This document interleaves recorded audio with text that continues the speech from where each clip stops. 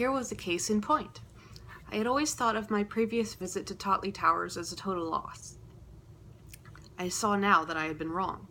It had been an ordeal testing the nervous system to the utmost, but there was one thing about it to be placed on the credit side of the ledger. I allude to the fact that it had taught me the way to the kitchen. The route lay down the stairs, through the hall, into the dining room, and through the door at the end of the last named. Beyond the door, I presumed that there was some sort of passage or corridor, and then you were in the steak and kidney pie zone. A simple journey, not to be compared for complexity with some I had taken at night in my time.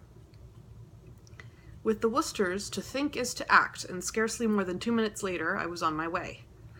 It was dark on the stairs, and just as dark, if not darker, in the hall. But I was making quite satisfactory progress, and was about halfway through the ladder when an unforeseen hitch occurred. I bumped into a human body. The last thing I had expected to encounter en route, and for an instant, well, I won't say that everything went black, because everything was black already, but I was considerably perturbed. My heart did one of those spectacular leaps Nijinsky used to do in the Russian ballet, and I was conscious of a fervent wish that I could have been elsewhere. Elsewhere, however, being just where I wasn't,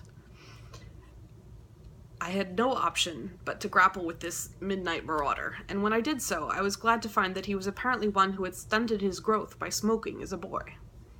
There was a shrimp-like quality about him which I found most encouraging.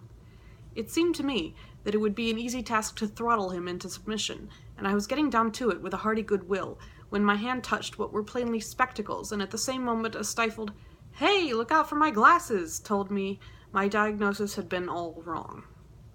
This was no thief in the night, but an old crony with whom in boyhood days I had often shared my last bar of milk chocolate.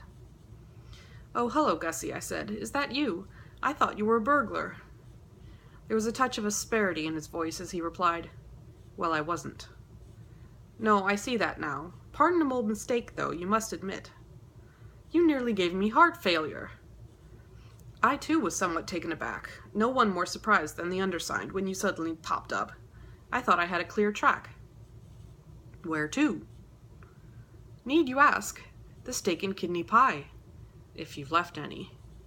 "Yes, there's quite a bit left." "Was it good?" "Delicious." "And I think I'll be getting along. Good night, Gussie. Sorry you were troubled." Continuing on my way, I think I must have lost my bearings a little, shaken, no doubt, by the recent encounter. These get-togethers take their toll. At any rate, to cut a long story S, what happened was that as I felt my way along the wall, I collided with what turned out to be a grandfather clock, for the existence of which I had not budgeted, and it toppled over with a sound like the delivery of several tons of coal through the roof of a conservatory.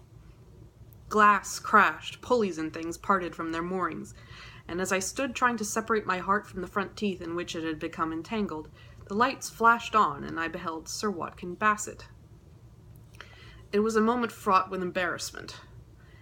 It's bad enough to be caught by your host prowling about his house after hours, even when said host is a warm admirer and close personal friend, and I have, I think, made it clear that Pop Bassett was not one of my fans. He could barely stand the sight of me by daylight, and I suppose I looked even worse to him at 1 o'clock in the morning. My